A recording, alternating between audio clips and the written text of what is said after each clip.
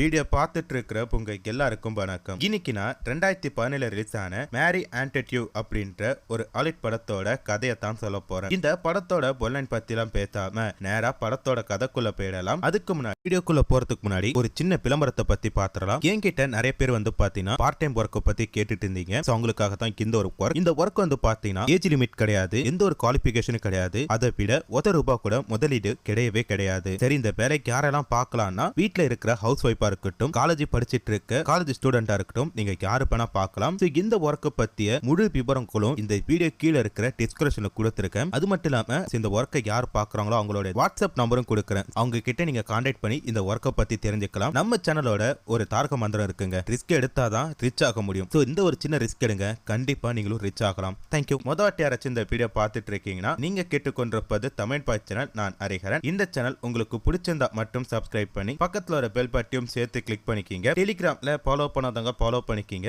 இப்போ நாம இந்த படத்தோட கதைக்குள்ள போயிடலாம். இந்த படத்தோட தொடக்கத்திலே ஒரு அரச குடும்பத்தை தான் காட்டுறாங்க. இந்த குடும்பத்தோட கடைசி பொண்ணு தான் நம்ம படத்தோட ஹீரோயின். அவங்களுக்கு வந்து பாத்தீங்கன்னா பிரான்ஸ்ல இருக்க ஒரு பட்டத்து இளவரசி கூட திருமண ஏற்பாடுகள் பண்ணிருக்காங்க. அதுக்காக இப்ப இவங்க பிரான்சுக்கு கிளம்பிட்டு இருக்காங்க. அப்படி போறப்ப ஹீரோயின் தான் வளர்த்த நாய்க்குட்டிய தன் கையோட கூட்டிட்டு போறாங்க. ரொம்ப தூரம் குதிரை வண்டியில பாத்தீங்கன்னா பயணம் பண்ணிட்டு இருக்காங்க. பல நாட்களா பயணம் பண்ணி பிரான்ஸ் நாட்டோட எல்லை அடைகிறாங்க. அங்க போன அடுத்தது அந்த ஊர்ல இருப்பாங்க ஒரு சில அதிகாரிகள். அவங்க என்ன சொல்றாங்க, நீங்க என்னதான் பக்கத்து நாட்டு இளவரசரோ இல்ல ராணியாவோ இருந்தாலுமே எங்க நாட்டுக்கு வந்துட்டீங்கன்னா நாங்க சொல்ற கண்டிஷனை மீறக்கூடாது அப்படின்றாங்க. என்னன்னா உங்க நாட்டு உடைகளை எங்க ஊருக்குள்ள போட்டு வரக்கூடாது, எங்க ஊர் மருமகளுக்கு நாங்க கொடுக்கிற ட்ரெஸ் தான் போட்டு வரணும் அப்படின்ற மாதிரி சொல்லிட்டு கிரனுக்கு வந்து பாத்தீங்கன்னா புதுசா ஒரு ட்ரெஸ் கொடுக்குறாங்க. அது மட்டும் இல்லாம உங்க ஊர் நாயை அங்கே இருக்கட்டும், அதுக்கு பத்தி வேற ஒரு நாய்க்குட்டி கொடுக்குறோம் அப்படின்ற மாதிரி சொல்லிட்டு ஒரு நாய்க்குட்டியை கொடுக்குறாங்க. இது கிரனுக்கு ஃபர்ஸ்ட் பிடிக்கல அப்படின்னாலும் பரவாயில்ல அப்படின்ற மாதிரி அதை ஏத்துக்கிட்டு திருப்பி வந்து பாத்தீங்கன்னா ஒரு குதிரை வண்டியில போயிட்டு இருக்காங்க. ரொம்ப தூரம் பயணத்துக்கு அடுத்தது அரண்மனைக்கு போய் நிக்கிறாங்க. அரண்மனையில வந்து பாத்தீங்கன்னா அவங்க கட்டிக்க போற அந்த ராஜாவை பாக்குறாங்க.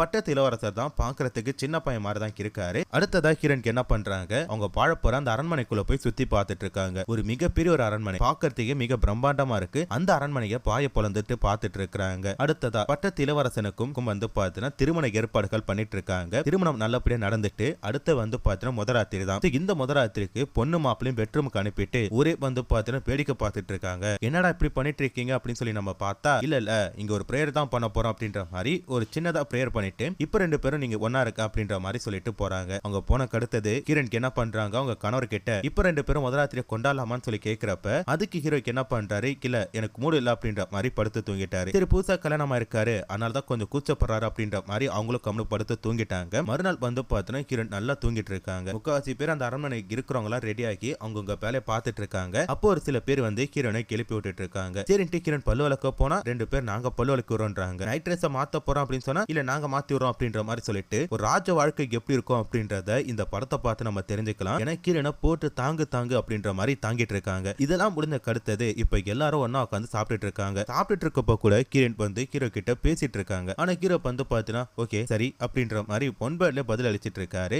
அப்போதான் ஒரு விஷயத்தை நோட் பண்றாங்க. ராஜா பக்கத்துல ஒரு இளமையான பொண்ணு வந்து பாத்தீங்கன்னா குழஞ்சு உட்காந்துட்டு இருக்காங்க. யாருங்க அப்படின்னு சொல்லி கேட்கிறப்ப இந்த வீட்டுல வேலை பார்த்துட்டு இருந்த ஒரு வேலைக்காரி தான். எப்படியோ ராஜாவை கல்யாணம் பண்ணிக்கிட்டு ராணி ஆயிட்டாங்க அப்படின்ற மாதிரி சொல்றாங்க. அது மட்டும் இல்லாம இவங்கள சுத்தமா ஹீரோனுக்கு பிடிக்காம போயிட்டு அடுத்ததா இவங்க எல்லாரும் வந்து பாத்தீங்கன்னா ஒரு சர்ச்சுக்கு போறாங்க. அங்க வந்து சில பிரேயர் எல்லாம் முடிச்சிட்டு திருப்பி வீட்டுக்கு வந்துட்டாங்க. அன்னைக்கு நைட்டு சம்பவம் பண்ணலாமா அப்படின்னு சொல்லி கேட்கிறப்ப ஹீரோ வந்து பாத்தீங்கன்னா பேனா அப்படின்ற மாதிரி தூங்கிட்டாரு. நாட்களும் வந்து பாத்தீங்கன்னா கொஞ்சம் கொஞ்சமா போயிட்டு இருக்கு. ஹீரோ வந்து பாத்தீங்கன்னா ஹீரோன் பக்கமே வராம அவரால் பக்கத்துல போக முடியல, ஏதோ ஒரு ஃபீலிங்கால அவர் தள்ளிட்டே போயிட்டு இருக்காரு. ஒரு நாள் வந்து பாத்தீங்கன்னா கிரண் அம்மா அவங்களுக்கு லெட்டர் போடுறாங்க. கல்யாணம் ஆகி கிட்டத்தட்ட 6 மாசம் ஆக போகுது, நீ இன்னும் குழந்தை பெத்துக்காம இருக்க, இப்படியே போச்சுன்னா உனக்கு குழந்தை பிறக்கான்னு சொல்லிட்டு நாட்டை விட்டு ஒதுக்கி வச்சிருவாங்க. நீ பட்டத்து ராணி ஆகணுமா இல்ல வீட்டு வேலைக்காரி ஆகணுமா அப்படின்றத நீங்க முடிவு பண்ணிக்கோ அப்படின்ற மாதிரி திட்டி அனுப்புறாங்க. கிரண் வந்து பாத்தீங்கன்னா குழந்தை பெத்துக்கணும், ஒரு ஹாப்பியான லைஃப் வேணும் அப்படின்ற மாதிரி தான் ஆசைப்படுறாங்க. ஆனா ஹீரோ தான் வந்து பாத்தீங்கன்னா ஹீரோயின் கிட்டே வரமாட்டாராச்சா, என்னடா பண்றது அப்படின்ற மாதிரி இவங்களும் ஒரு மாதிரி யோசிச்சுட்டு இருக்காங்க. இன்னைக்கு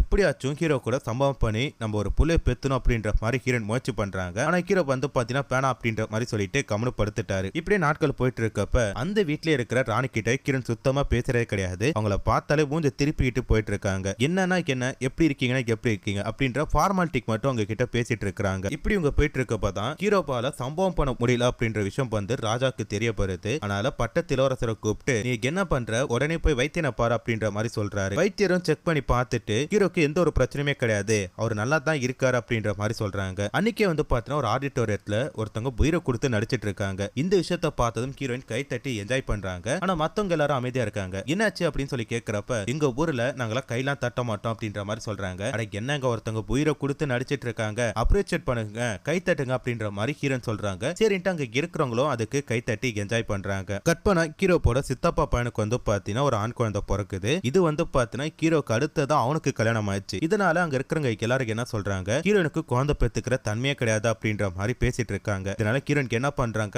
மனசு விட்டு அழுதுட்டு இருக்காங்க. என்ன பண்றது, ஹீரோ தான் இவங்க கூட வந்து சேர மாட்டாராச்சா, இந்த உலகம் இப்படி பேசுது அப்படின்ற மாதிரி அவங்க அழுதுட்டு இருக்காங்க. கற்பனா ஹீரோன் என்ன பண்றாங்க, ஒரு பார்ட்டிக்கு போறாங்க. அந்த ஒரு பார்ட்டில ஒரு ஹான்சமான ஒரு பையனை மீட் பண்றாங்க. அந்த பையனை பார்த்ததுமே ஹீரோனுக்கு பிடிச்சு போயிட்டு அப்படியே அவங்க கிட்ட கொஞ்சம் பேசிட்டு அவங்க கூட பொண்ணா இருக்கிற மாதிரி லைட்டா உசுப்பேத்தி விட்டுட்டு நேரக்கு என்ன பண்றாங்க, அவங்களோட அரண்மனைக்கு போறாங்க. அரண்மனைக்கு போனதுக்கு அடுத்தான் தெரியுது ராஜா இறந்து போயிட்டாரு அப்படின்னு சொல்லிட்டு. இதனால ஹீரோ 19 வயசுல வந்து பாத்தீங்கன்னா ராஜாவை அறிவுரை எதிராரு. அது மட்டும் இல்லாம ஹீரோனுக்கு வந்து பாத்தீங்கன்னா பட்டத்து ராணி ஆகிட்டாங்க.